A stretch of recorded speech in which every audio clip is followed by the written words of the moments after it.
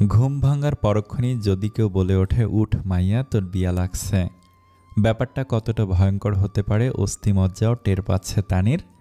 অনুভূতিরা কেমন ভোঁতা হয়ে গেছে যেন তার, বুঝতে পারছে না ঠিক কেমন লাগছে। সামনে থাকা চেনা অচেনা মানুষের ঠোঁটে কি চমৎকার হাসি, অথচ তানির মুখে হাসি নেই, বরং সে খুব চিন্তিত। তার কি সত্যি বিয়ে হয়ে যাচ্ছে? অন্যদিনের মতো আজ সকালটা খুব আয়োজন করে হয়নি, হয়েছে হুট করে। এই তো গতকাল রাতেই ইনকোর্স পরীক্ষার জন্য রাতের ঘুম ত্যাগ করে তানি পড়াশোনা করছিল, তাও আবার পদার্থবিজ্ঞানের মতো রসহীন জটিল সাবজেক্ট। সেই পড়া শেষ করে চোখ যখন নিদ্রার সাগরে, তখনই সাংঘাতিক একটা স্বপ্ন দেখল। পরীক্ষার হলে সে কিছুই পারছে না, মস্তিষ্ক একেবারে শূন্য। পাশের বান্ধবীর নিকট সহায়তার হাত বাড়াতেই গার্ডের দায়িত্বরত স্যার খাতা নেওয়ার জন্য তৎপর হলেন। খাতা নিয়ে তানি এবং স্যারের মধ্যে ছোটোখাটো টানাটানি খেলাও হয়ে গেল। এর মধ্যে স্যারের মুখে শোনা গেল, ওঠ ওঠ, তোর বিয়ে ঠিক হয়ে গেছে। স্যারের কণ্ঠে পরিচিত স্বর, এই স্বর তার মামাতো বোনের। বোনের কণ্ঠে নিদ্রারত মস্তিষ্ক সজাগ হলো, ফলে ঘুম পালালো। চোখ খুলল তানি, মুখের ঠিক ওপরে তার মামাতো বোনেরা বড় বড় চোখে তাকিয়ে আছে। চমকে উঠল তানি, এক লাফে উঠে বসল। সম্মুখে জনভীর, মোট 8খানা চোখ তার দিকে তাকিয়ে আছে। বড় মামার মেয়ে তাসফিয়া বলল, যার বিয়ে তার খোঁজ নেই, পাড়াপড়শির ঘুম নেই। তানি বিমূঢ় তাকিয়ে রয়েছে, কিছু মস্তিষ্কে আসছে না। কথাগুলো হিব্রু ভাষার মতো লাগছে কি তা বাংলাতেই তো বলছে, তাহলে এতটা কষ্ট হচ্ছে কেন বুঝতে? ঘুম কেটে গেছে সেটা নিয়ে তো সন্দেহ নেই, তবে হচ্ছেটা কি? মেজো মামার মেয়ে নীরু রুটি ছিঁড়তে ছিঁড়তে বলল, পাত্রপক্ষ আসছে তোকে দেখতে, দাঁত ব্রাশ করে পেট পুড়ে খেয়ে নে।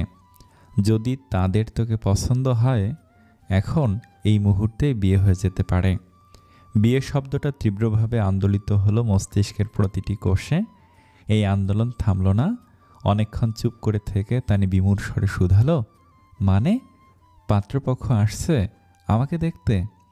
ছোট মামার ছেলে আবির পায়ের ওপর পা তুলে বলল, আজ্ঞে, ভোরে সিদ্ধান্ত নেওয়া হয়েছে। গোল মিটিং বৈঠক হয়েছে 2 দফা। বড় ফুপি তো চিৎকার করে টেলিফোন ভেঙে ফেলেছেন নাকি, তখন তুমি ঘুমাচ্ছিলে? এত কিছু হয়ে গেছে? তানির প্রশ্নে আবির হাত পা টানা দিতে দিতে বলল, শুধু শুধু কি বলি, তোমরা সকালে ওঠো, দেখবা বিনোদন আর বিনোদন। তা না, তোমরা তো নাকে সর্ষের তেল দিয়ে ঘুমাও। যাগ্গে, কাহিনী হলো, সুবে সাদেকের সময় দাদাজান স্বপ্নে দেখেছেন তুমি পালিয়ে গিয়েছ এক ছেলের সাথে, নাক বোচা ভোটকা ছেলের সাথে। ব্যাপারটি তাকে ভীতু করেছে, এতটাই যে উনি সিদ্ধান্ত নিয়েছে তোমার বিয়ে দিবে। ঘটককে ফোন করেছেন, ঘটকের কাছে রেডিমেড একটা পাত্র আছে। দাদাজান হা বলে দিয়েছেন। পাত্র আবার আর্মি অফিসার, বর্তমানে ক্যাপ্টেন পোস্টে নিয়োজিত রয়েছে। বিয়ের পারমিশন পেয়ে গেছে, বছর 1.5 হবে। তাই সে অতি সত্বর বিয়ে করতে চায়। নাম মাশাআল্লাহ ইফতেকার সরকার রবিন। শুনেই প্রথম মাথায় এলো রবিনহুড পান্ডে। আর্মি না হয়ে পুলিশে থাকলে আমি এটাই ফিক্সড করতাম। বেটা নাকি আজ বিকেলই চলে যাবে তার ক্যান্টনমেন্টে, কুমিল্লায় পোস্টিং, তাই সময় দিয়েছে সকাল 11টা। তানির কেমন অনুভব করা উচিত বুঝতে পারছে না। সকাল 11টায় মেয়ে দেখতে আসবে, এ কেমন পাগল, আর নানা ভাইয়ের এ কেমন অন্যায় আবদার। তানি ব্যগ্র স্বরে বলল, কিন্তু আমি তো সত্যিকারের পালাইনি, তাতে কি?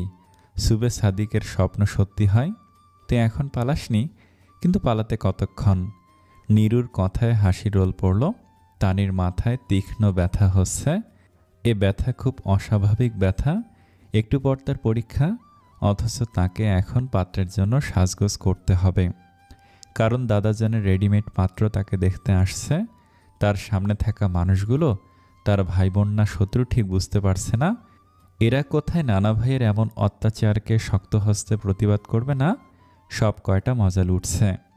তানিদের বিশাল পরিবার, তার পরিবার আর চায়নার জনসংখ্যার খুব একটা বেশ কম নেই। 3 প্রজন্মের এই পরিবারের প্রধান শেখ সরফরাজ ইবনে বাশার। তার 3 ছেলে 2 মেয়ে। 2 মেয়ের ঘরে মোট 1 হালি নাতি নাতনি এবং 3 ছেলের ঘরে মোট 1.5 হালি নাতি নাতনি। মোট তার 2.5 হালি নাতি নাতনি। এই আড়াইহালির সবচেয়ে প্রিয় এবং আদরের জন হল মোহাম্মদ মোহাইমিনা ইবনে আবদুল্লাহ, ডাকনাম তানি, একেবারে ছোট মেয়ের একমাত্র মেয়ে। এবার অনার্স তৃতীয় বর্ষের ছাত্রী। বাবা মা গত হয়েছে বছর 10। দাদাবাড়ির সকলে হাত উঠিয়ে নিলে সরফরাজ সাহেব তার ছোট দৈহিত্রীকে নিজের ঘরে মানুষ করেন। এই বিশাল নানাবাড়ি এখন তানির বাড়ি। এখানে তার আদর যত্নের কখনো কমতি হয় না।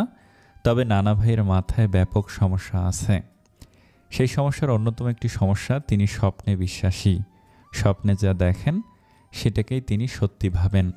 তার মতে স্বপ্নের মাধ্যমে সৃষ্টিকর্তা তাকে ভবিষ্যতের আগাম বার্তা পাঠান। ঘরের সকলে তার স্বপ্ন থিওরিকে মানে আবার মানে না। যেমন তার 3 পুত্রের তার স্বপ্ন থিওরির ওপর অগাধ বিশ্বাস, কিন্তু নাতি নাতনিদের ভাষায় পাগলের প্রলাপ। এই তো গত মাসে তিনি স্বপ্নে দেখেছেন তিনি নাকি মারা যাবেন, তাই ঘরে লবণ চিনি উভয় আনা নিষেধ। এর কারণ তার উচ্চ রক্তচাপ এবং ডায়াবেটিস আছে, তাই সকল ধরনের মিষ্টি এবং লবণ এই বাড়িতে গত 1 মাস যাবত নিষিদ্ধ। অবশ্য এই নিয়ম নাতি নাতনিদের দলের জন্য প্রযোজ্য নয়। তারা যথারীতি তাদের ঘরে লবণ চিনির ব্যবস্থা রেখেছে, লুকিয়ে লুকিয়ে তা খাওয়া হচ্ছে অনবরত। কিন্তু এই স্বপ্নের বাতিকের জন্য যে এখন তানির বিয়ে হয়ে যাবে, এটা মোটেই বিশ্বাসযোগ্য নয়। এটা রীতিমতো অন্যায়। মেজো মামার মেয়ে নাইমা আয়েশ করে বসতে বসতে বলল, তানি আপু যাও মুখ ধুয়ে এসো, নয়তো বাসি মুখের সুবাসে তোমার আর্মি বর শহীদ হয়ে যাবে। পরদিন খবরের কাগজে ছাপা হলো ক্যাপ্টেন অমুকের বউ দেখতে যেয়ে মৃত্যু। নাইমাকে রামধমক দিল তানি, ফাজলামি করছিস? এখানে আমার জীবন যৌবন ওষ্ঠাগত, একটা জীবনে প্রেম করতে পারলাম না, আর এক রসকসহীন সিঙ্গারের সাথে আমার বিয়ে হবে, তাও কিনা স্বপ্নের জন্য। ইহা যে সে স্বপ্ন নয় রে পাগলি, ইহা দাদা জানের স্বপ্ন। আর প্রেম করিসনি তে কষ্ট পাস না, বিয়ের পর করবি। আমিও সেই আশাতেই দিন গুনছি, একটা বিয়ে হবে, বিয়ের পর চুটিয়ে প্রেম করব। তাসফিয়ার কথায় তানি মোটেই স্বস্তির নিঃশ্বাস ফেলতে পারল না, বরং বিরক্তি নিয়ে বলল, তুমি মজা নিচ্ছ? না, একেবারেই না, বরং ভাব ব্যাপারটি কতটা অ্যাডভেঞ্চার। স্বপ্নের ভয় বিয়ে, আহা, আমি বিয়ে করব না। সেটা তো তোমার সিদ্ধান্ত নয় তানি আপু, আবির দাঁড়াতে দাঁড়াতে বলল। তানির মুখে চোখে তীব্র আতঙ্ক, উৎকণ্ঠা নিয়ে শুধালো, আমার তো 10টায় পরীক্ষা। দাদাজান বলেছে পরীক্ষা একটা না দিলে কিচ্ছু হবে না, এখানে সারা জীবনের ব্যাপার। নাইমার কথায় তীব্র বিষণ্ণতা ছেয়ে গেল মনে। সারা জীবনের ব্যাপার, অথচ যার জীবনের ব্যাপার তাকে একটিবার শুধানোর প্রয়োজনীয়তা কেউ বোধ করছে না। তানি বিছানা ছেড়ে উঠে দাঁড়ালো। তাসফিয়া উৎকণ্ঠিত স্বরে শুধালো, কই যাস? নানা ভাইকে কনফার্ম করতে হবে এখনই। তানি গটগট করে বেরিয়ে গেল। নাইমা ঠোঁট ফুলিয়ে বলল, আহারে তানি আপুর কি কষ্ট, অতিরিক্ত ভালোবাসা এখন গলার কাটা হলো। নিরু রুটিটা মুখে দিয়ে মুখ বাঁকিয়ে বলল, তানির বিয়ের চিন্তায় আমি তো আলু ভাজিতে লবণ দিতেই ভুলে গেছি। আবির লবণটা দিত, এমন বেলবণ অখাদ্য দাদাজান খায় কি করে? ঘরে বিয়ে লেগেছে সেটা ঘর থেকে বের হয়ে টের পেল তানি। ঘরে লবণ আনা হয়েছে, চিনি আনা হয়েছে। সকালবেলা বড় মামা বাজার করেছেন। 5 কেজি ওজনের ভেটকি মাছ, 4 কেজি ওজনের 2টো রুই মাছ, এলাহি ব্যাপার। বড় বাগদা চিংড়ি পাত্রে রাখা, শিং পাতিলের মাঝে লাফাচ্ছে। বড় মামা বাজার করা মানেই বিরাট কিছু। উনি শুধু বিশেষ উপলক্ষে বাজার করেন। বিশেষ উপলক্ষ ছাড়া তিনি বাজার করতে চান না। উপলক্ষহীন বাজার করেন ছোট মামা। মেজো মামা কাঁচা বাজারে যান না, ওনার আবার একটু সুৎসুৎ সমস্যা আছে, তো তাই কাঁচা বাজার তার কাছে খুব নোংরা লাগে। বড় মামি তারান্নুম ঘরের ছোট কাজের মেয়ে পরিবানুকে বলল, মাছগুলো পেটি ধরে কাটবেই, আজকে বিশেষ মেহমান আসবে। পরিবানু তারাম্মুমের দিকে তাকিয়ে রইল। তানিদের বাড়ির নাম খবিশের বাড়ি, কারণ এখানে প্রতিটা খবিশ। গত 1 মাস যাবত যে বাড়িতে মাংসের ম আসেনি, শুধু পটল ঝিঙে রান্না হয়েছে, সেই বাড়িতে এমন এলাহি কাণ্ড তাকে অবাক করছে। বড় মামি বিরক্ত হয়ে বললেন, উফ, হাঁ করে তাকিয়ে কি দেখছো, কাটো, বলছি না বিশেষ মেহমান আসবে। তানি বড় মামির সামনে দাঁড়ালো, খুব কঠিন স্বরে বলল, নানা ভাই কই? উঠে গেছিস? হাত মুখ ধুয়েছিস? যা, তোর জন্য রুটি হটপটে আছে, খেয়ে গোসলে যা, তনিমার কাছ থেকে একটু ফেস প্যাক নিস কেমন? রাখো তোমার পরিচর্যা। নানা ভাই কোথায়? আর আমি এগুলো কি শুনছি? আজকে আমার কুরবানি হবে? সি সি সি, অলুক্ষণে কথা কে বলল? তোকে পাত্রপক্ষ দেখতে আসছে খালি, কুরবানি হবে না। পছন্দ হলেই তো শুনলাম বিয়ে দিয়ে দিবে। তারান্নম কোমল করে হাসল, তানির গাল ধরে আদর করে বলল, ওরে পাগলি, মেয়েদের তো বিয়ে দিতেই হয়। তানি কথা বাড়াতে ইচ্ছে হলো না। এই মহিলার সাথে কথা বাড়ানো অহেতুক। তারান্নম হলো সরফরাজ সাহেবের বাধ্য বৌমা। সে এবং তার স্বামীর ব্রত একটাই, সেটা হলো সরফরাজ সাহেবের একনিষ্ঠ সৈনিক হিসেবে কাজ করা। মেজ মামি শাহাদা এবং বড় মামির বড় মেয়ে তনিমাকে দেখা গেল। তারা মুখে কিসব মেখে বসে আছেন। তাকে দেখেই বললেন, আয় তানি, তোকে ফেস প্যাক লাগিয়ে দেই। তনিমা বাজার থেকে নতুন একটা ফেস প্যাক এনেছে, কেমন ঠান্ডা ঠান্ডা লাগে মুখে। তানি প্রলম্বিত নিঃশ্বাস ফেলে শুধালো, নানা ভাই কোথায় বড় মামি? ছাদে, গাছে পানি দিচ্ছেন। তানি আর দ্বিতীয় কথা বলল না, ছুটে গেল ছাদে। সরফরাজ সাহেব নিজের গাছের যত্নে ব্যস্ত তখন। তানি এসে দাঁড়ালো তার পেছনে, কাঁদো কাঁদো স্বরে বলল, আমাকে নাকি কোন রবিনহুড দেখতে আসছে? সরফরাজ সাহেব আর চোখে তাকালেন নাতনির দিকে। বয়স প্রায় ৭৫-এর কাছাকাছি, কিন্তু মুখশ্রীতে বার্ধক্যের সেই প্রবল ছাপ নেই। সাদা চুল এবং দাড়ির ফাঁকে গোল গোল একখানা শুভ্র মুখ। দাঁত পড়ে গেছে ৪টি। তিনি দাঁত বাঁধিয়েছেন আর্টিফিশিয়াল। বয়স হলেও এখনও পৌর মুখে গাম্ভীর্য ঠিকরে পড়ে। শির দ্বারা সোজা করে বলেন, সঠিক শুনেছ। কেন নানা ভাই, আমাকে না জানি এমন সিদ্ধান্ত? আমার মত নেওয়ার কি প্রয়োজন নেই? 3টে প্রশ্ন, আমি এক এক করে উত্তর দিব। প্রথমত, আমি আজ একটা ভয়ঙ্কর স্বপ্ন দেখেছি, সুবে সাদিকের স্বপ্ন। স্বপ্নে তুমি একটা গাধা মার্কা ছেলের সাথে পালিয়ে যাচ্ছিলে। আমি তোমাকে আটকাতে চাইলেও তুমি থামোনি। তুমি তাকে ভালোবাসি বলে দাবি করছিলে। ইস, কি বিশ্রী সেই ছেলে, চুলে রং, কানে দুল। ইস, আমার বয়স হয়েছে, আমি মারা যাব অতি সত্বর। তাই আমি চাই তোমাকে একটি ভালো পাত্রের হাতে সঁপে দিতে। আমার অবর্তমানে তোমাকে কে দেখবে? তোমার মামারা সবাই আজব বস্তু। বড় মামা একজন বড় গাধা, মেজো মামা মাঝারি গাধা, আর ছোট মামা একটা রোবট।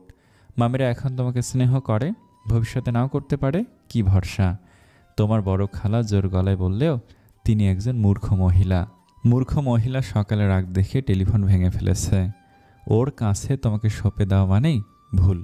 আর তোমার ভাই বোনেরা আলহামকেই দেখো, বিয়ের পর যে বিদেশে ঘাঁটি জমিয়েছে, দেশে ফেরার নাম নেই। তাই আমি চাই তোমাকে বিয়ে দিয়ে সেটেল করে মরতে। তোমার বিয়ের বয়স হয়ে গেছে, এখানে জোর জবরদস্তি নয়। আমি আমার পরিচিত সব ঘটককে বলেছি, এই ছেলেটাকে আমার অবশ্য ভালো লেগেছে।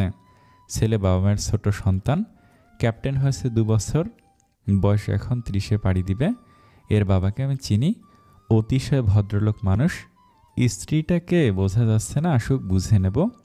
তোমার মত নেওয়ার প্রয়োজন আছে বলে বরপক্ষকে বাসায় ডেকেছি, নয়তো সরাসরি বিয়ের মণ্ডপেই তোমাকে দেখাতাম। এবার বলো, তোমার কি অমত আছে? তোমার নানা কিন্তু মৃত্যুর দুয়ারে এক পা দিয়ে দাঁড়িয়ে আছেন। আমি তোমাকে খুব স্নেহ করি, স্নেহের জন্য হলেও তোমার উচিত অমত না করা। ছেলেটাকে দেখো, না পছন্দ হলে মানা করে দিও। তানি ভাষা হারালো। নানা ভাইয়ের অদ্ভুত স্বভাব, কথার মাঝে ইমোশনাল ব্ল্যাকমেল করে।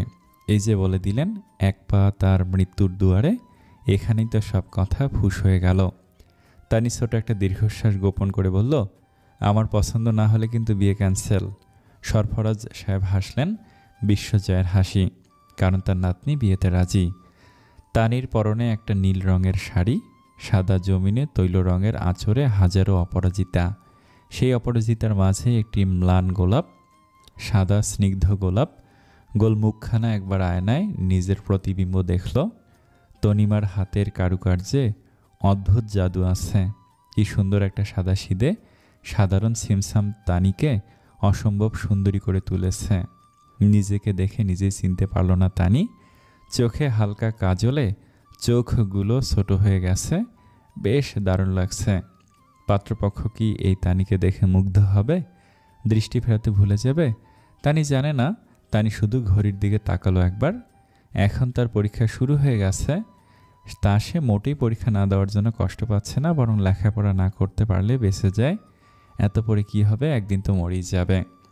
তানির ভয়টা অন্যখানে। এই যে রবিনহুড, একটা অপরিচিত মানুষ, মাত্র 3 ঘন্টা আগে তানির জীবনে তার আমদানি হয়েছে। ভাগ্যের সহায় হলে এই মানুষটি তানির চিরজীবনের মানুষ হলেও হতে পারে। এই মানুষটি কি পারবে তানির এই 23 বছরের জীবনের সে অনাকাঙ্ক্ষিত সুপ্ত আকাঙ্ক্ষাগুলো পূরণ করতে? কথাখানা ভাবতেই বিষণ্ণতা ছেয়ে গেল অন্তরে। নাইমা কখন থেকে খেয়েই যাচ্ছে। একটু আগে চিংড়ি চুরি করে খেয়ে যেতে মেজমামির গালি খেয়েছে, তাও সে তার মুখ বন্ধ রাখেনি। কি শান্তি! তানি আয়নায় তাকিয়ে বলল, মুখটাকে একটু শান্তি দে, কখন থেকে তো খেয়ে যাচ্ছিস। বলি, পরীক্ষা তো সামনের মাসে, যা পড়তে বস। আজ কোনো পড়া নেই। দাদাজান ঘোষণা করেছেন তানিকে দেখতে আসবে বলে সব বন্ধ। খবিশ বাড়িতে আজ সাময়িক ছুটি। তানির চোখ রাঙালো, লাভ হলো না। নাইমা নড়ল না। একটু পর ইনিয়ে বিনিয়ে বলল, একটা কথা বলি তানি আপু। কি? আমার না আজ আনন্দ হচ্ছে। এতদিন তোমাকে খুব হিংসে হতো, কারণ দাদাজান তোমাকে সবার থেকে বেশি ভালোবাসেন। আজ মনে হচ্ছেন আল্লাহ যা করেন ভালোর জন্যই করেন, নয়তো তোমার বদলে কুরবানি আমার হতো। তানির কষ্ট দ্বিগুণ হলো যেন। এতদিনে যে বড়াই ছিল সেসব মিথ্যে। কি লাভ হলো এত ভালোবাসার? যে ভালোবাসা তাকে এভাবে নাকানি চুবানি খাওয়ায়। এর মধ্যেই তাসফিয়া আর আবির ছুটে এলো। নিশ্চয়ই কোনো গুরুত্বপূর্ণ তথ্য পেয়েছে। আবির এসে দরজা আটকে দিল। ভাইবোনদের মধ্যে এই 5 জনের সখ্যতা অনেক। নিরু, তাসফিয়া, তানি, আবির এবং নাইমা। নিরু এদের টিমের প্রধান, কিন্তু তাকে এখন খুব গুরুত্বপূর্ণ কাজ করতে হচ্ছে। সেটা হলো বিনা নোটিশে আগত রবিনহুডের সকল তথ্য বের করা। সে করেছেও, কিন্তু মামিদের দল তাকে আটকে ফেলেছে। তাসফিয়া আর আবির ছুটে এসেছে। আবির গড়গড়িয়ে বলল, রবিনহুডের সম্পর্কে বেশ তথ্য পেয়েছি। তার মধ্যে সবচেয়ে জরুরি তথ্য হলো ব্যাটা বিয়ে করার জন্য খ্যাপা ষাঁড় হয়ে ঘুরছে। আর্মিদের তো একটা কঠিন পার্সোনালিটি থাকে, তাহলে ব্যাটা এত বিয়ে পাগল কেন জানি না। তবে ব্যাটার ব্রত নাকি এই মাসের মধ্যে সে বিয়ে করবে। যদি এই মাসের মধ্যে বিয়ে না হয় তাহলে চিরকুমার থাকবে। আজকে তো মাসের শেষ দিন। তানিয়াপু, মনে মনে নিজেকে যুদ্ধের জন্য প্রস্তুত করে ফেলো। কেন জানি মনে হচ্ছে ব্যাটা তোমাকে দেখে ফিট হয়ে যাবে আর আজকেই বিয়ে করার জেদ করবে। তানি নিজেকে আশ্বস্ত করে বলল, নানা ভাই বলেছে আমার কথা শেষ কথা। এগুলো ভাওতাবাজি। তোমার কি মনে হয় এমন কোনো চিন্তা না থাকলে ওই ব্যাটাদের জন্য এত আয়োজন হতো? মা রান্না করছে। আবিরের কথায় তানি অবাক স্বরে বলল, কি বলছিস? বলছি কি, ছোট চাষি তার নরম হাতে খুন্তি নাড়ছেন। তাসফিয়া তাল দিল, তানির ছোট মামি হলো এই বাড়ির দামি পদার্থের একজন। তার সব কিছুতে অলসামি, কিছু করতে গেলে হাত খুলে পড়ার ভয়, তাই তিনি কাজ করেন না। তিনি যেহেতু রান্না করছেন, ব্যাপারখানা সাংঘাতিক। তবে অস্বীকার করার জন্যেই তার রান্না অমৃত। তানি মুখ ভোতা করে বলল, কি হবে আমার? বিয়ে হবে। ব্যাপারটা কিন্তু বেশ এক্সাইটিং। তোমার বাচ্চা কাচ্চাকে বেশ রসিয়ে গল্প বলতে পারবো। এর মাঝেই নাইমা শুধালো, রবিনহুডের ছবি আছে? আবির তখন মোবাইল থেকে বের করে বলল, এই যে, চট করে বাবার ফোন থেকে নিয়ে এসেছি। তানি ছবিটা দেখতে চোখ বড় বড় করে ফেলল। তার চোখে মুখে প্রবল বিস্ময়। সেই বিস্ময়ে নাইমার চোখে পড়ল। উকি মেরে দেখল ছবিটা। শুভ্র গোল মুখশ্রী, আর্মি শার্ট চুল, নরম আঁখি, বোকা বোকা হাসি। কিন্তু তানিয়াপু এমন নির্বাক হতবাক কেন? তাসফিয়া ধাক্কা দিয়ে বলল, কি হয়েছে তোর? তানি ধপ করে বসে বলল, সাংঘাতিক একটা কাণ্ড হয়েছে তাসফিয়া আপু। এই ব্যাটা তো আমার কাছে টাকা পায় পুরো 7,142 টাকা। এত টাকা চুরি টুরি করেছিস নাকি? আরে ধুর, চুক্তা করা হয়নি। অবশ্য সেটা যে ধার সেটা রবিনহুড নিজেও জানে না। জানি শুধু আমি মেরে দিয়েছি টাকা। যে টাকা শোধ করা হয় না সেটাকে চুরির মধ্যে পড়ে? তানির মুখে চুরি কথাটা শুনে সকলের চোখ বড় বড় হয়ে গেল। কিছু সময় মৌন রইল। আবির অবিশ্বাস্য স্বরে চাপা চিৎকার করে বলল, তুমি আর্মির টাকা মেরে দিয়েছ? আনবিলিভেবল। সে তোমাকে পেলে ক্রসফায়ারে গুলি করে খুলি উড়িয়ে দেবে। আহারে, আগামীকালে শিরোনাম, বাটপাড়ির দায়ে ক্রসফায়ারে মৃত্যু জনাব সরফরাজ ইবনে বাশার দহিত্রী মোহাম্মদ মুহাইমিনা ইবনে আবদুল্লাহ।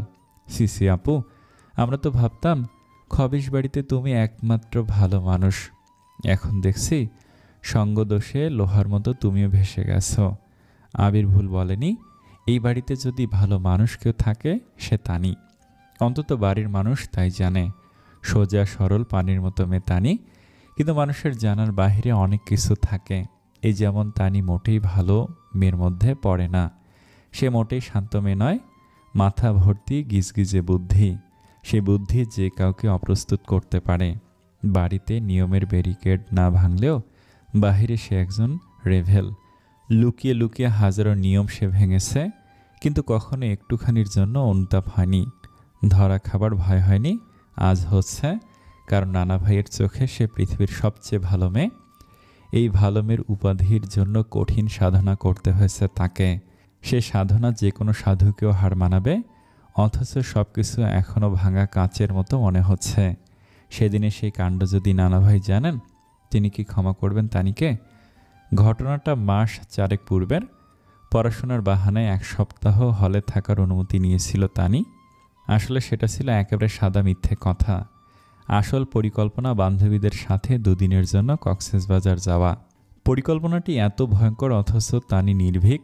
একরাশ অদম্য সাহস নিয়ে সে বান্ধবীদের সাথে চলে গেল কক্সবাজার। এমনকি ভাই বোনদেরকেও জানালো না, যেখানে একে অপরের পেটের কথাও জানে। অথচ এত বড় সাংঘাতিক কর্ম টের পেল না কেউ। 3 বান্ধবী সমাজকে বুড়ো আঙুল দেখে রওনা হলো রাতের বাসে, তাও আবার স্লিপারে করে। তারা 3 বছর ধরে এই টাকা জমিয়েছে সকলের আড়ালে, কারণ অনার্স জীবনের আর মাত্র 1 বছর আছে। এই 1 বছরে তাদের জীবন পরিবর্তন হবে। এখনই সময় সখীদের জীবনে একেবারে স্মরণীয় কিছু করার। চৈত্রের কাকডাকা ভোরে তারা পৌঁছালো কক্সবাজার। সাগরের উত্তাল ঢেউয়ের সাথে সবর শহর, বাতাসেও সেই উন্মাদনা। লুকিয়ে চুরিয়ে এলেও ফোন তো কম এলো না। সবার সাথে কি চমৎকার মিথ্যে বলল। তানি সেই ভালো মেয়ে উপাধির জন্য এই মিথ্যে কেউ সন্দেহ করেনি। সব তো ভালোই চলছিল। ইনানি বীজ, মাছের বারবিকিউ খাওয়া, মার্কেট ভ্রমণ, সব কিছুই করলো 3 সখী। তবে এতেও মন ভরল না তানির। সাগরের পানিতে পা ভিজিয়ে সূর্যাস্ত মনে শান্তি দিলেও সেই স্মৃতিটুকুর প্রভাব কেবল বিষণ্ণ দিনে। এমন কিছু করা উচিত যা সম্পূর্ণ অস্থিমজ্জা মনে রাখে। ব্যাস, যা ভাবা তাই করা। রাত 8টায় সাহসী 3 রমণী বের হলো কক্সবাজারের পথে ভ্রমণে। পকেটে মাত্র 417 টাকা। আগামীকাল সকালে তাদের বাস। অথচ সেই যাত্রা যে ফাঁকা পকেটে করতে কতটা যন্ত্রণা ভুগতে হবে একটুও চিন্তা নেই এই রমণীদের। তাদের চিন্তা সাংঘাতিক কিছু করবে। তানির মাথায় গিজগিজে বুদ্ধি। হুট করে বলল, চল আমরা আজ 5 স্টার হোটেলে খাবো। সাথে থাকা 2 বান্ধবী সামিহা এবং শিপ্রার মুখ ভতা বিদ্রুপ করে বলল, পকেটে মাত্র 400 টাকা, আমাদের দারণ ঢুকতেই দিবে না। তানিও জানে সেটা, কিন্তু মাথায় গিজগিজে বুদ্ধি। সামনে লং বিচ হোটেল। তানি নির্ভীকভাবে ঢুকে পড়ল হোটেলে। বসলো অতি সজ্জিত সাইড বারে। কি চমৎকার সেই ডেকোরেশন! স্যান্ডেলিয়ারটা তাদের থেকেও বিশাল। সে আলোকসজ্জায় শুধু টাকার খেলা। শিপ্রা এবং সামিহার মাঝে জড়তা। তানির কুবুদ্ধির আঁচ আছে তাদের। মেয়েটা শুধু সাংঘাতিক কাজ করতেই চায়, যেমন লাইব্রেরি থেকে বই চুরি করা, প্রিন্সিপালের বাসভবনের আম গাছ থেকে আম চুরি, রাগে ম্যাডামের গাড়ির হাওয়া বের করে দেওয়া, তাও 4টে টায়ারের একত্রে, বিনা নিমন্ত্রণে সেজেগুজে অপরিচিত মানুষের বিয়ে খাওয়া, কাউকে না বলে কক্সবাজারে চলে আসা, সব তার ভয়ঙ্কর মস্তিষ্কের সাধন। আজও তানি সাংঘাতিক কিছু করবে, কিন্তু বন্ধুত্বের অদৃশ্য প্রতিশ্রুতি। পরিস্থিতি যাই হোক, বান্ধবীর হাতছাড়া যাবে না। তানি ঢুকল, ইংলিশে ওয়েটারকে বলল, ক্যান ইউ গিভ আজ দ্য মেনু? অত্যন্ত আভিজাত্যভাবে। শিপ্রা শঙ্কাহীন অভিনয় চালালো, শুধু সামিহার চোখে মুখে এক বিশ্রী জড়তা। তার হাত পা ঠান্ডা, গলা শুকিয়ে এসেছে, শুধু পানি খাচ্ছে। তানি জড়তাহীন অভিনয় চালালো। মেনু সর্বনিম্ন খাবারের দাম 475 টাকা। ওয়েটার অপেক্ষায় অর্ডারের। তানি অর্ডার করলো ইচ্ছে মতো, কোনো বাধা ধরা নেই। সামিয়া বলল, তানি আমার ভয় করছে। আমি আসি তো, এত ভয় কিসের? এটা বেশি ভয়ের। তানির আশেপাশে চোখ ঘুরালো। হুট করে চোখে পড়লো একেবারে গ্লাসের সাথে লাগোয়া টেবিলে একটি পুরুষ বসে আছে। লম্বা দেহি, সুঠাম আকার, শুভ্র মুখের ওপর অতি যত্নে খচিত একজোড়া চোখ, দীর্ঘ নেত্রপল্লব, শান্ত দৃষ্টি মোবাইলের ওপর, যেন কারোর প্রতীক্ষা, তীব্র প্রতীক্ষা। একটু পরপর কুঞ্চিত ভুরু কপালে ভাঁজ ফেলছে, হাতের স্মার্ট ঘড়ির সময় দেখছে ক্ষণে ক্ষণে। সৃষ্টিকর্তা খুব সুন্দর বানাতে বানাতেও কিছু কমতি রেখে দিয়েছেন। বোচা নাক, অথচ বোচা নাকেও অসম্ভব সুদর্শন লাগছে। লোকটি কোকড়া চুলগুলো বাটি ছাড় দেয়া, যেন ছাগল চুরির অপবাদে কেউ নিষ্ঠুরভাবে চালিয়েছে কাঁচি। ফলে মুখখানা বেশি ফোলা লাগছে, তবে গাম্ভীর্য অটল, হাসি নেই ঠোঁটের কোথাও। ইস্ত্রি করা সুন্দর শার্ট, হালকা নীল চেকচেক সাদা জমিনে। রাতের এই আধার ছাতেও সুদর্শন পুরুষটির থেকে তার আভিজাত্য ভাবটা ছিনিয়ে নিতে পারল না। তানির মাথায় চট করে একটা বুদ্ধি খেয়ে গেল, ভীষণ বাজে বুদ্ধি। উঠে দাঁড়ালো সে, বান্ধবীদের বলল, আমি আসছি, তোরা খাবার শেষ কর। শিবরা অতি উৎসাহে বলল। রোজার অপরিচিত পুরুষের টেবিলে একটি অতি সুন্দরী রমণী আসলো। সেই রমণী তার প্রেমিকা না স্ত্রী বোঝা যাচ্ছে না, তবে মেয়েটি ঐশ্বরিক সৌন্দর্যের মালকিন। অথচ পুরুষটিকে মোটেই মুগ্ধ করতে পারল না। পুরুষটি প্রতীক্ষা পছন্দ করে না, তাই তাকে ঠান্ডা স্বরে শাসালো। রমণী লজ্জিত মুখ নামিয়ে ফেলল। ঠিক সেই সময় তানি অপরিচিত পুরুষের সম্মুখে দাঁড়ালো। ধরা গলায় বলল, তুমি আমার সাথে এমনটা করতে পারলে? তার কণ্ঠে বিষাদ, তীব্র বিষাদ, কিন্তু সে বিষাদ একেবারেই মেকি অশ্রু চোখে। এত পারদর্শী অভিনয় যে কাউকেই চমকে দিবে। ছোটবেলা থেকে তানির একটি অদ্ভুত গুণ আছে, তা হলো অকপটে মিথ্যে অভিনয় করা। হয়তো ভালো মেয়ে অভিনয় করতে করতে এতটা নিখুঁত অভিনেতা সে। তার অন্তর ঘিরে যে প্রহরী দেয়াল, তা ভেদ করে অন্তর দেখার ক্ষমতা নেই কারোর। অতি সাধারণ তানির এমন অসাধারণ গুণকে সে আড়াল করে রাখে, কেউ জেনে গেলেই বিপদ। 23-এর কন্যার বিষাদ কণ্ঠে চমকে উঠল অপরিচিত সৌম্য পুরুষ। ভুরু কুঞ্চিত হলো, চেনার চেষ্টা করলো বুঝি, কিন্তু সে চেষ্টা ব্যর্থ হলো। চোখে মুখে অবিশ্বাস্য ভাব টেনে মেঘে স্বরে পুরুষ শুধালো, জি? এমনটা না করলেও পারতে। আমার ভালোবাসা কি কমতি ছিল? স্বার্থপর ভালোবাসা এভাবে পায়ে ঠেলতে পারলে? বলে অপর পাশে বসা রমণীদের দিকে তাকালো। সেই রমণী চমকে উঠল, তার মুখে ঠিকরে উঠছে প্রবল বিস্ময়। সে পুরুষের দিকে হতভম্বের মতো চাইল। তানির অভিনয়ে পুরুষের উচিত চমকে ওঠা, এটা তার নিতান্ত কর্তব্য। কিন্তু এমন কিছু হলো না। হালকা বিস্ময় আছে, কিন্তু সেই বিস্ময়কে বুড়ো আঙুল দেখিয়ে গাম্ভীর্য অটল রেখে শুধালো, আমি কি আপনাকে চিনি?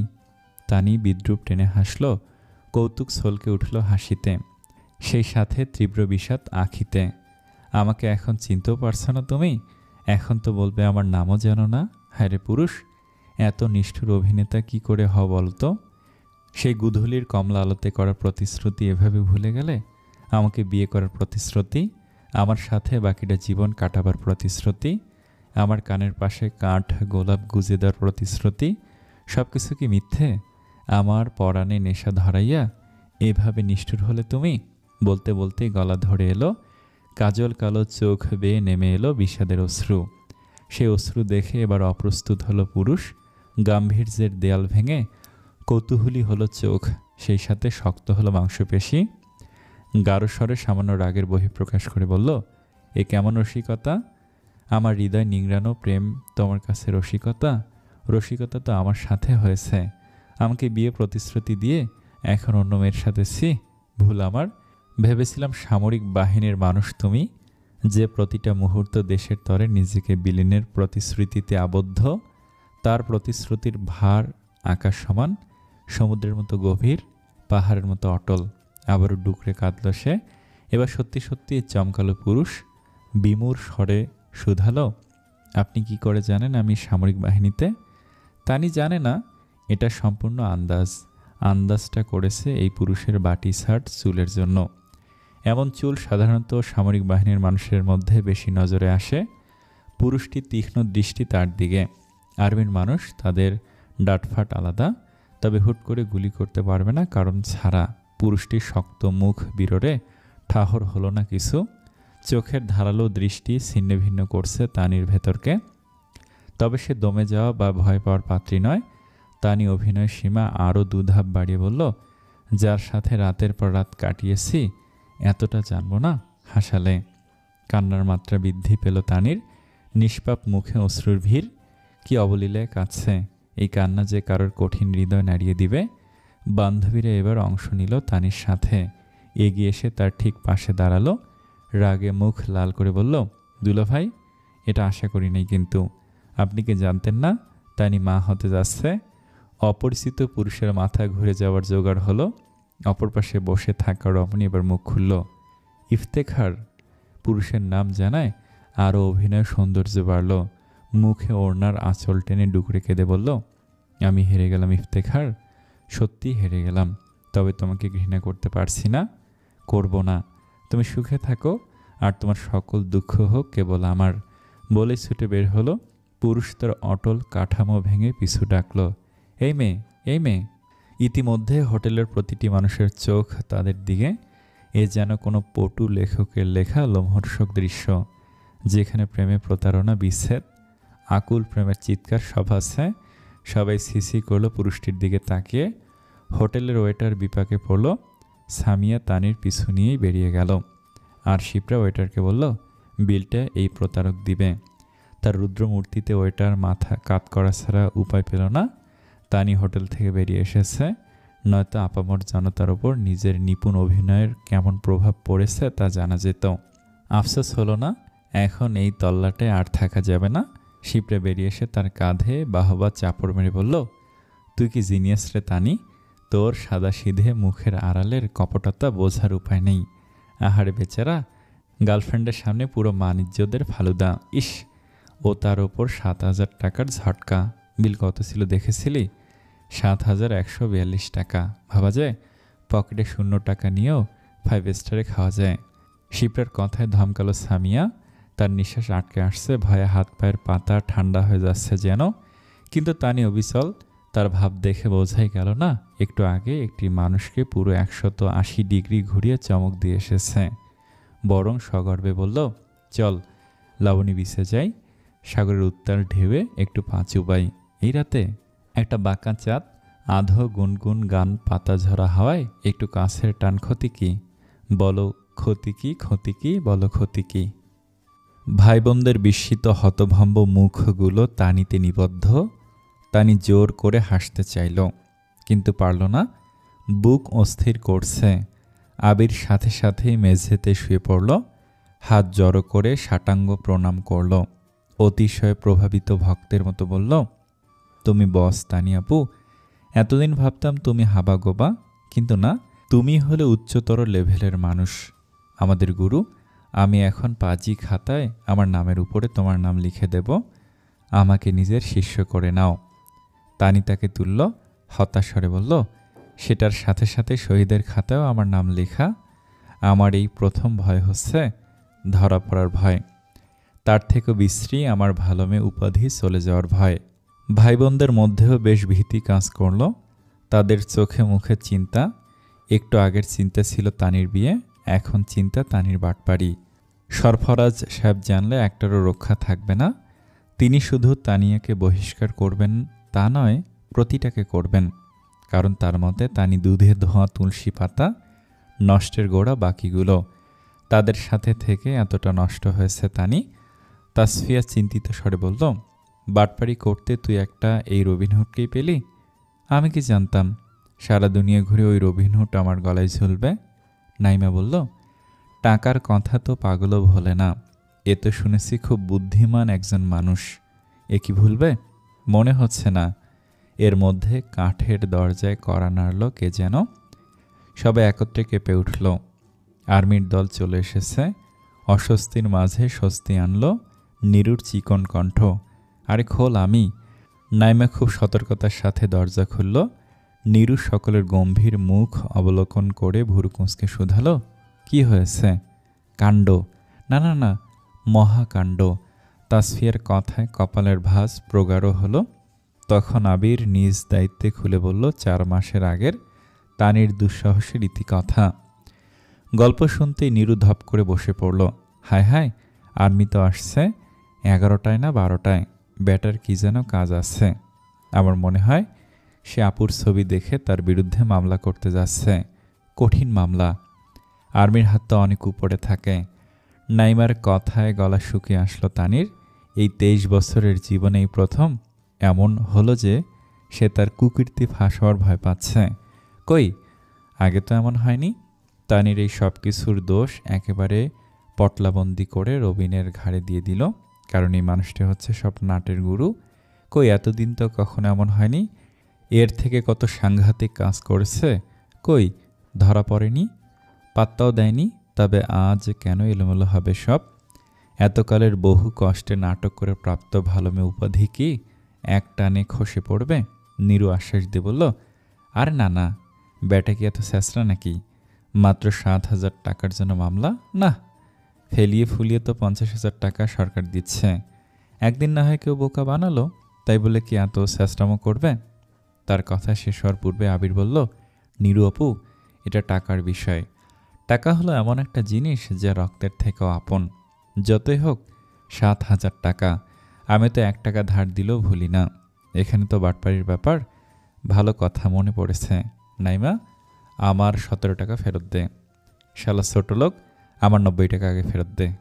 নাইমার আবিরের মাঝে টাকা সংক্রান্ত ছোটোখাটো একটা ঝগড়া হলো, কিন্তু তানির এ নিয়ে কোনো চিন্তা নেই, কারণ তার প্রধান চিন্তা রবিনহুড।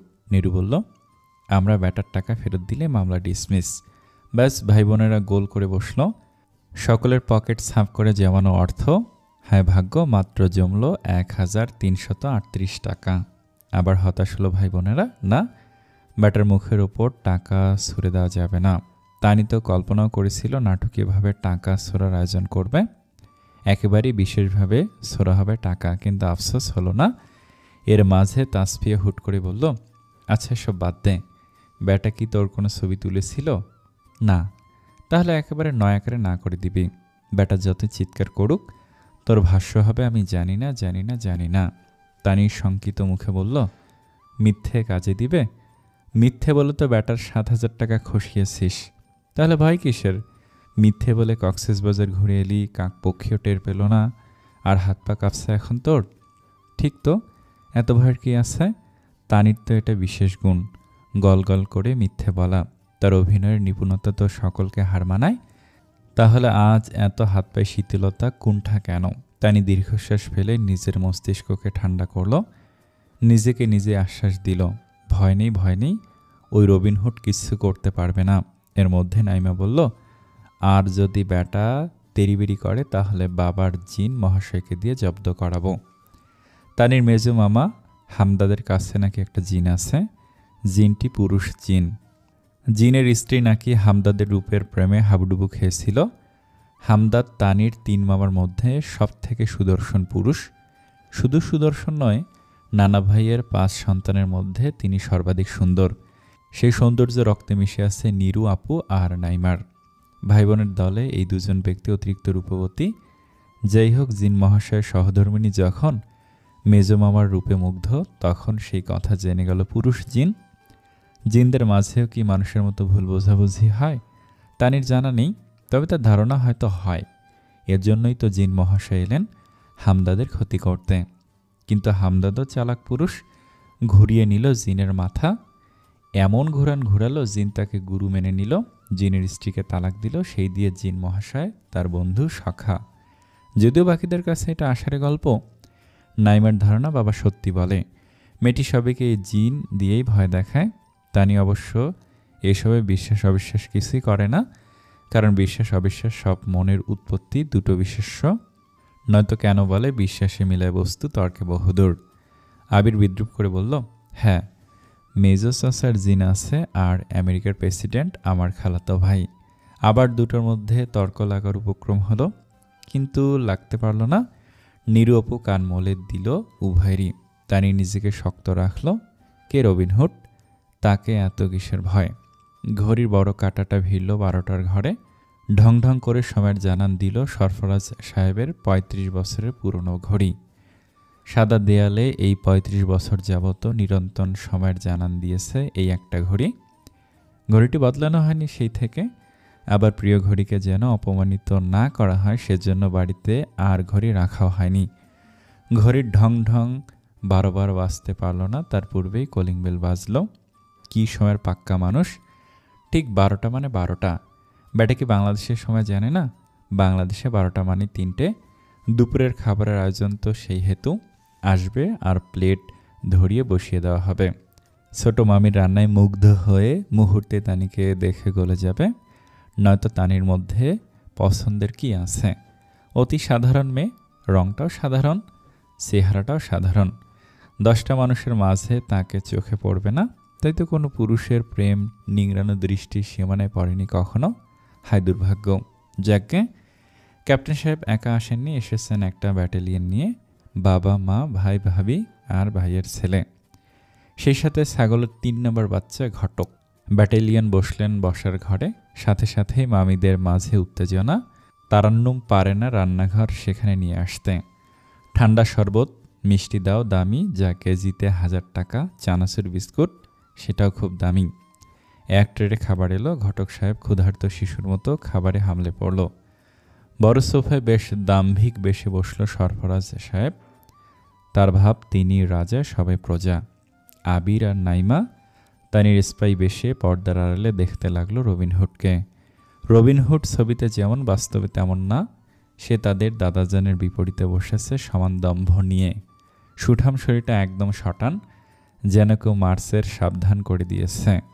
দৃষ্টি শানিত, মুখে হাসির বালাই নেই, অথচ ছবিতে বোকা বোকা হাসির রেশ ছিল। কথা হলো বেশিরভাগ পাত্রের বাবা এবং তানির মামার মাঝে। তাদের বেশ বনিবনা হলো। এর মাঝে বড় মামা শুধালো, বাবা রবিন, তুমি তো কিছুই নিলে না। আমি তো এই সময় কিছু খাই না, একেবারে 1:30টায় আমার লাঞ্চ টাইম। কাটকাট উত্তর, কোনো সংকোচ নেই। সে যে মেয়ে দেখতে এসেছে বোঝাই যাচ্ছে না, একেবারে রোবট যেন। সরফরাজ সাহেব এবার কথা বললেন, তাহলে বলা যায় তুমি নিয়মে বাঁধা পুরুষ। জি বলতে পারেন। আসলে অভ্যেস তো পরিবর্তনশীল। এটা শুধুই তর্কের খাতিরে। আপনি যাই করুন, অভ্যাস বদলায় না। আপনি যখন 4টায় উঠে প্রতিদিন জগিংয়ে যাবেন, দেখবেন প্রতিদিন ঠিক 4টায় আপনার ঘুম ভাঙবে। নিজের স্বভাব সম্পর্কে অগ্রিম আঁচ দেওয়ার প্রচেষ্টা। সরফরাজ সাহেব নিজের চশমাটা মুছতে মুছতে বললেন, নাতনি আমার সকালে উঠতে পারে না, সে রাত জাগা প্যাঁচা। আমি কারোর উপর নির্ভরশীল নই। ক্লাস 7 থেকে বাড়ির বাইরে, ক্যাডেট কলেজে পড়াশোনা, সেখান থেকে ইঞ্জিনিয়ারিং ভার্সিটি হল, আর এখন 3.5 বছর ধরে মিলিটারিতে। আমি নিজের কাজ নিজেই করতে পারি। সরফরাজ সাহেবের মুখে খানিকটা প্রসন্নতা। ছেলে তার মনে ধরেছে। রবিনের বাবা আতাউর সাহেব আর বড় মামা আবারও নিজেদের মধ্যে কথা শুরু করে দিল। কত কথা। এদিকে আবির আর নাইমা দাঁড়ালো না, ছুটল তানির ঘরে। তানি প্রস্তুত। তারা এসেই বলল, তানি আপু, অল দ্য বেস্ট। এই পোলা তো না যেন আগুনের গোলা। দাদা যেন একেবারে ফিদা, যদিও প্রকাশ করেননি, কিন্তু হাবভাব বলছে ছেলেকে তার মনে ধরেছে। তারান্নুম এলো তখনই। তানিকে দেখে চুমু খেলো, মাথায় ঘুমটা টেনে দিল, হাতে দিল চায়ের ট্রে। পুরনো প্রথা। তানিও ভালো মেয়ের বেশে সেই ট্রে নিয়ে গেল বসার ঘরে। মাথা নতই ছিল। চায়ের ট্রে রেখে যেই না মাথাটা তুলল, অমনি চোখাচোখি হলো রবিন আর তানির। একেবারে সরাসরি, ক্ষণিকের জন্য, অতি অল্প সময়। কিন্তু এই ক্ষণিক সময়ে তানির দেয়ালের ভেতরে আবদ্ধ জন্মনে মনটা কেঁপে উঠল। সেই মুখের আদল, সেই কাটা চাহনি, সেই বোচানাক, সেই ছাগলছুরি চুলের কাট। অথচ তানির বুক কাঁপছে, অচেনা ভয় ঘিরে ধরেছে মনে। এই বুঝি তার সব ফাঁস হয়ে যাবে। হাত পা ঠান্ডা হয়ে আসলো, ঠোঁটের ওপরে জমল সেই ভীতি ঘাম। রবিনের দৃষ্টি নড়ল না, সে তাকিয়ে রইল। অথচ এই দৃষ্টি ভিন্ন। 4 মাস আগে বাটপারি করে টাকা গস্তা দেওয়া মেয়েকে দেখলে যে দৃষ্টি হয়, সেই দৃষ্টি এই দৃষ্টি নয়। তানি বসল রবিনের মায়ের পাশে। মহিলার নাম হীরা, কিন্তু মিষ্টি কণ্ঠ। চেহারাতেও কেমন মায়া মায়া। রবিনের সাথে তার খুব মিল, অথচ কই ছেলের মাঝে তো সেই কোমলতা নেই। তানিকে তিনি শুধালেন অহেতুক প্রশ্ন, কেমন আছো? পড়াশোনা কেমন চলে? তোমার কি ভালো লাগে? যা তানির মনে হয় একেবারে অহেতুক প্রশ্ন। কারণ তানি যদি মিথ্যে বলে তবে এই প্রশ্নের কোনো মানেই রইবে না। তবে একটা অবাক করার বিষয় হলো, তানি মিথ্যে বলতে পারছে না। তার কথাগুলো তালগোল পাকাচ্ছে। এটা কি ক্ষীণ সময়ের জন্য, রবিনের সেই চাহনির জন্য? বুঝতে পারল না। তানির মুখখানা ঘেমে গেছে, তনিমার কারুকার্য গলে পড়ছে। হীরা তানিকে একটা টিস্যু এগিয়ে দিল, বলল, তুমি তো ঘামছ, শরীর ভালো নেই? তানির বলতে ইচ্ছে করলো, রবিনহুড যদি এভাবে বাঘের মতো চেয়ে থাকে তাহলে ঘামবো না কেন? আপনার ছেলের চাহনি তো গিলে ফেলবে আমাকে। না জানি শত্রুপক্ষের কি অবস্থা করে ব্যাটা। বলা হলো না, শুধু মিষ্টি করে হেসে বলল, না ঠিক আছি। তানি একটু পরপর আর চোখে দেখতে লাগলো সৌম্য পুরুষকে। না তার কোনো ভাবান্তর হলো না, সে একভাবেই শটান করে বসা। তানি ভেবেছিল যে পাত্রপক্ষ আসবে, তাকে সে চমকে দিবে, বলবে, আমার প্রেমিক আছে, আমাকে বিয়ে করবেন না প্লিজ, আপনি বিয়ে করলে আমি 20কে সুইসাইড নোটে আপনার নাম লিখে দেব। কিন্তু ব্যাটার কাছে এমন কিছু বলা মানে বিপদ। ব্যাটা যে মানুষ, ঠিক শয়তানের মতো হেসে বলবে, 4 মাস আগেই না আমার গার্লফ্রেন্ড ছিলে, আমার বাচ্চাও তো তোমার পেটে। ইস, সামান্য 5 স্টার হোটেলে খাওয়ার অ্যাডভেঞ্চারের জন্য কি ফাঁসানোইটা ফাঁসলো। রবিনের দিকে না তাকিয়ে কেন যেন মনে হলো রবিনহুড তার দিকেই তাকিয়েছে। কৌতুক ভরে হেসেছে। সত্যি কি না মনের ভুল? ব্যাটা এখনো কঠিন ইস্পাতের মতো বসে আছে। হা হা হা। এই ব্যাটা হাসার পাত্র নয়। হঠাৎই কথার তারগুলো একেবারে ছিন্ন ভিন্ন করে মেঘের স্বর আবির্ভূত হলো। আমি কিছু বলতে চাই। সরফরাজ সাহেব প্রশ্রয় দিয়ে বললেন, বলো। আপনাদের আপত্তি না থাকলে আমি চাইছিলাম আমাদের বিয়েটা এখনই হোক। আমি কাজীর সাথে কথা বলে রেখেছি, আপনারা বললেই কাজীকে ফোন দেব, সে চলে আসবে 20 মিনিটে। সোমবার আজ, ভালো দিন। বড় মামার সাথে সাথে বাঁধ সাধলেন। সে কি কথা, আমাদের তো প্রস্তুতি নেই, আজ তো বিয়ের কথা হয়নি। কিন্তু ঘটক সাহেব তো জানেন। ঘটক তখন মুখে পান্তুয়া পুড়ছিল। রবিনের কথায় বিষম খেলেন। পানি এগিয়ে দিল রবিনের বড় ভাই সামিউল। তিনি পানিটুকু খেলেন, তারপর আমতা আমতা করে বললেন, ওই আর কি, বাবাজি আজকে বিবাহ করতে চায়। কলমা আর কি, কইছিলাম তো ছোট মামারে।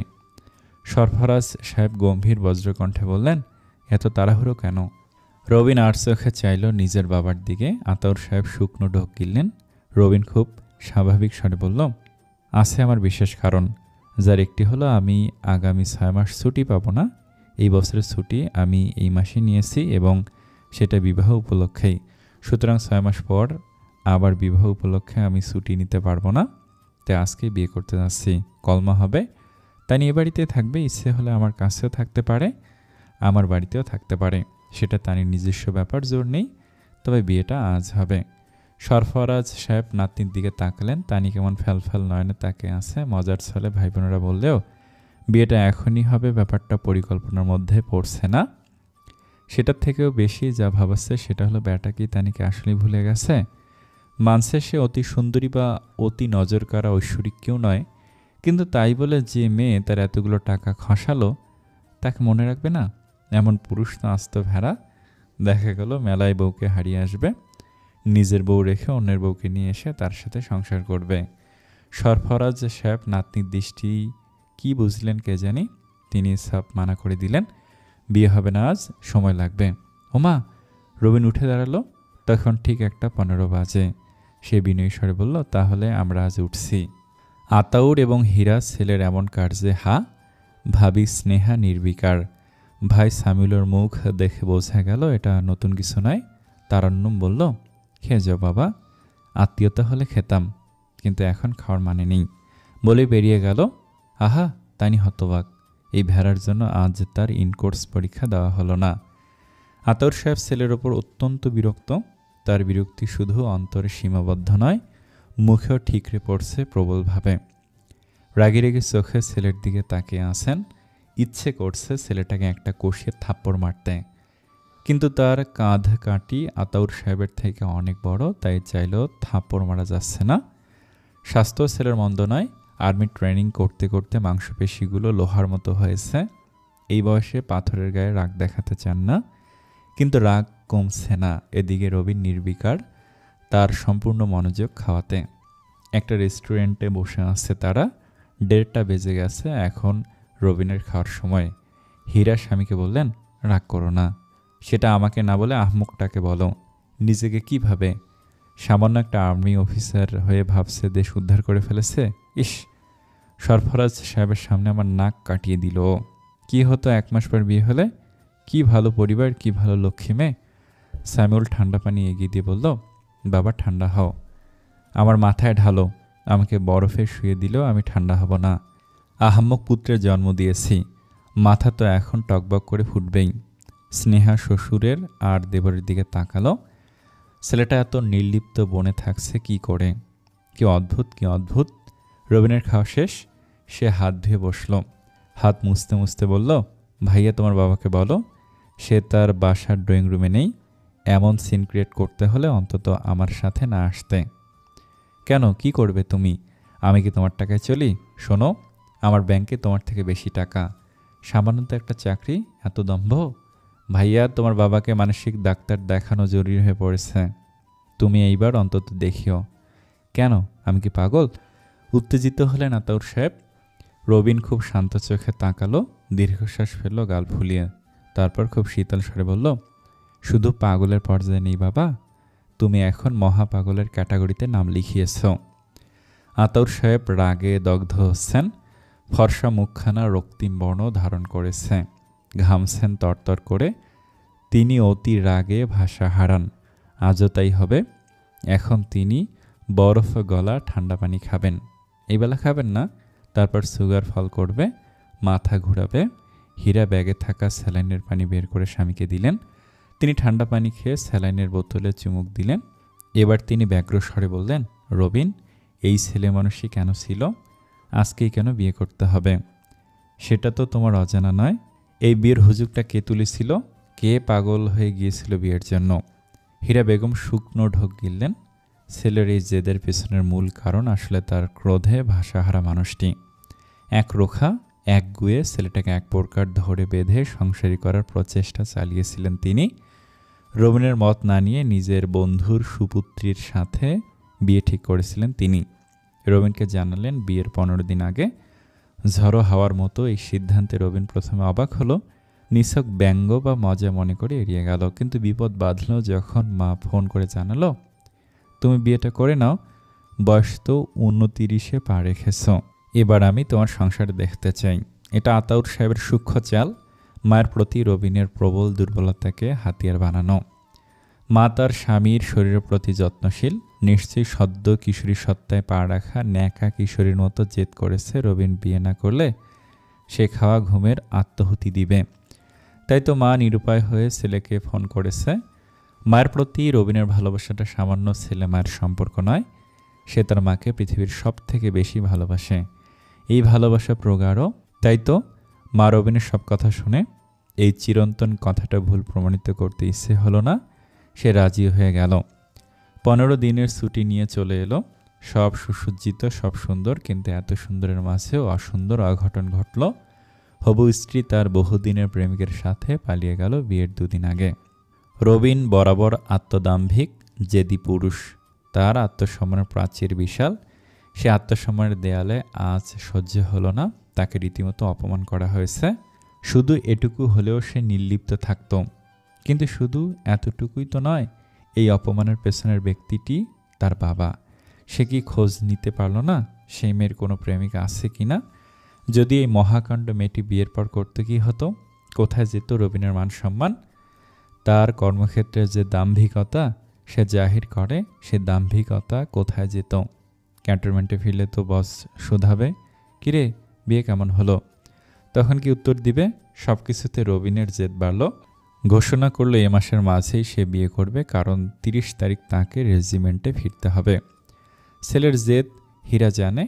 সে বললে ছেলে হয়তো ভালোবাসার খাতিরে জেদ ছেড়ে দিবে, কিন্তু তিনি চান না সেটা হোক। স্বামীও একটু জব্দ হোক। একটু জব্দ না হলে আসলে এই লোক সোজা হবে না। রবিন উঠে দাঁড়ালো, পকেটে হাত ঢুকিয়ে বলল, তাহলে এটাই ফাইনাল। আজ যেহেতু আমার বিয়ে হয়নি, আমি আর বিয়ে করছি না, অতএব কোনো দিন কেউ যেন আমাকে ফোন না করে। বলেই কারোর অপেক্ষা না করে বেরিয়ে গেল। স্যামুয়েল বাবার দিকে তাকালো। আজ মনে হয় সত্যি সত্যি বাবাকে বরফের চাকতির উপর শুয়ে রাখতে হবে। খাটের উপর বসে পা ঝোলাচ্ছে তানি, হাতে তেঁতুলের আচারের বয়ম। নির্লিপ্ত ভঙ্গিতে সে আচার খাচ্ছে। বিয়েটা ভেঙে গেছে তার। ব্যাপারটি সমাজের বাধা ধরা কাঠামো অনুযায়ী সাংঘাতিক ঘটনা, চরম দুঃখজনক। তানির উচিত এখন হাত পা ছড়িয়ে কাঁদা, বিলাপ করা। নয়তো কোনো পটু গল্পকারের উপন্যাসের বিষাদপ্রেমী নায়িকার মতো জানালার ধারে বিষাদ বিলাস করা। কিন্তু তানির এমন কিছুই করতে ইচ্ছে করছে না। অবশ্য নানা ভাই এই ঘটনায় খানিকটা বিচলিত। তার ধারণা তানি মেয়েটা খুবই অনুভূতিপ্রবণ, দুর্বল। বিয়ে ভেঙে যাওয়ার কষ্টে হয়তো মূর্ছা যাবে। তিনি বেশ গম্ভীর স্বরে বললেন, তুমি একেবারেই চিন্তা করবে না তানি, আমি তোমার জন্য আরও ভালো পাত্র খুঁজব। এ ছেলের থেকেও সুদর্শন, চরিত্রবান। এমন বিয়ে 2-3 বার ভাঙলে কিছু হয় না। তানিও নানা ভাইয়ের সামনে দুঃখিত গলায় বলল, ঠিক আছে নানা যান। তানির অনুভূতিটা বেশ উচ্ছ্বাসিত এখন। তার মজা লাগছে। বিয়ে ব্যাপারটা যতটা ভয়ঙ্কর ভেবেছিল আসলে এটা ততটা ভয়ঙ্কর নয়। সকাল সকাল যে ভয় পেয়েছিল ব্যাপারটা তেমন নয়, বরং মজার। তার ধারণা নানা ভাই কাল পরশুর মধ্যে আরেকটা নমুনা ধরে আনবেন, বলবেন এই ছেলেটাকে দেখো কেমন লাগে। তানি ঠিক করেছে সে ছেলেদের বাতিল করবে না, সে ছেলেদের দিয়ে নিজেকে বাতিল করাবে। যদিও ব্যাপারটা আত্মসম্মানের ওপর কালিমা, কিন্তু এতে করে একটা সময় নানা ভাই ক্লান্ত হয়ে যাবেন, তারপর বলবেন, তানি জিলে আপনি জিন্দিগি। ভাবতেই মুখে পৈশাচিক আনন্দ হচ্ছে। এদিকে তানির বিয়ে ভাঙ্গায় ভাই বোনেরা খুব চিন্তিত। নীরু আপু তো প্রায় চিন্তায় বেহুশ। তার মোটেই বোধগম্য হচ্ছে না একটা আর্মি অফিসার ব্রেন এমন কিসমিসের মতো চুপসানো কি করে হয়। তানি যে ঘটনা ঘটিয়েছে সেটা হওয়া উচিত ছিল রবিনহুডের জীবনের সবচেয়ে স্মরণীয় দুঃস্বপ্ন, অথচ তার মনেই নেই। হাউ? তাসফিয়া বলল, এই রবিনহুডকে আমি কি না কি ভাবলাম, এ তো আস্ত ভেড়া।